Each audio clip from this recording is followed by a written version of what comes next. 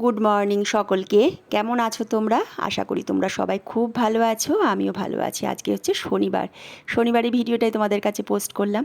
আর সকালবেলায় উঠেই আমাকে দেখতে পাচ্ছ তোমরা, আগে ফার্নিচারগুলো মুছছি, কারণ যেহেতু তোমাদের দাদা আজকে টিফিন নেবে না, চলে গেছে বাজারে বাজার করতে, সপ্তাহের বাজারগুলো করতে হবে, তার জন্য আমি এই ফার্নিচারগুলো মুছে নিচ্ছি। আর আজকে বাড়িতে গেস্টও আসবে সন্ধ্যেবেলায়, তাই ভাবলাম যে কাজটা করব সেটাই এগিয়ে থাকবে, করে নিই। এখানে ফ্রিজটাও মুছে নিয়েছি, টেবিল সব মুছে নিয়েছি, একটু তাড়াতাড়ি স্পিড করে দিয়েছি, তা না তোমাদের দেখতে ভালো লাগবে না, কিন্তু কাজটা করতে তো এত তাড়াতাড়ি হয় না, একটু দেরি হয়। এখানে বেড কভারগুলো মুছিয়ে আবার চলে এসেছি রান্নাঘরে।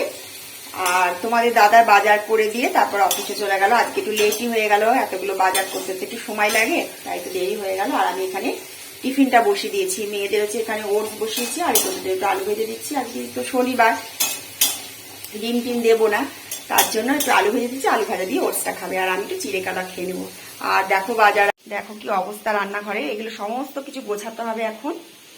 এই দেখো এখানে সমস্ত রকম সবজি নিয়ে এসেছি, আলু, পেঁয়াজ, রসুন, আদা, ফুলকপি, লাউ টাউ, যা যা সবজি সবই নিয়ে এসেছে। আর এখানে নিয়ে এসছে চিকেন, চিংড়ি মাছ, এখানে হচ্ছে কাতলা মাছ আছে, নিচে আছে এই যে আর মাছ, এগুলো নিয়ে এসছে, সারা সপ্তাহের বাজার। আর এগুলো এখন ধুয়ে তুলে দেবো, গোছাবো, একটু সময় লাগবে এগুলো গুছিয়ে নিয়ে তারপর রান্নাঘরে আসবো রান্না করতে। আর দেখো এখানে আলু ভাজাটা।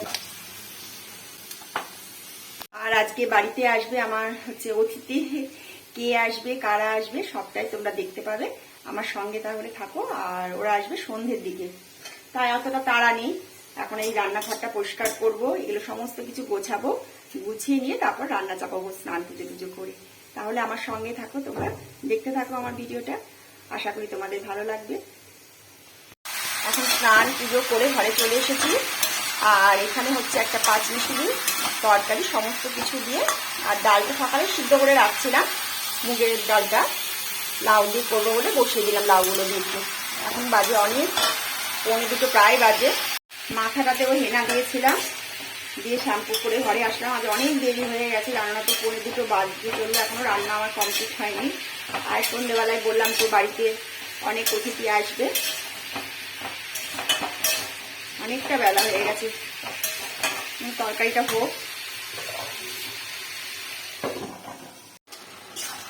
তরকারিটা হয়ে গেছে, এবার তরকারিটা নামিয়ে ডালটা এই যেখানে লাউটা দিয়ে রাখছি, সোমবার দেবো শুধু। সব রান্নাই এখনই করে রেখে দিচ্ছি, সন্ধ্যাবেলা রাত্রে আসলে ওরা এগুলোই খাবে আজকে, যেহেতু শনিবার, শুধু রাত্রে একটু ভাজা করবো।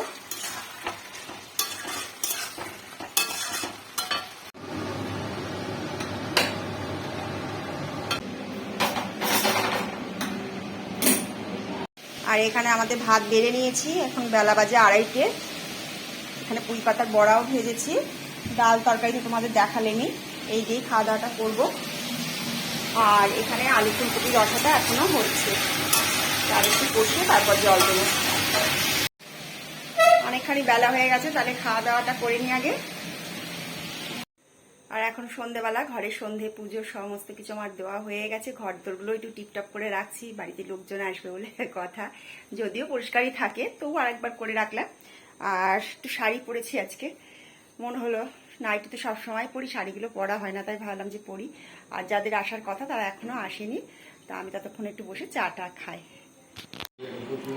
আর ওরা এই মাত্র আসলো, আর এসে অনেক কিছুই আনছে, এখানেই ব্লগটা রাখছি।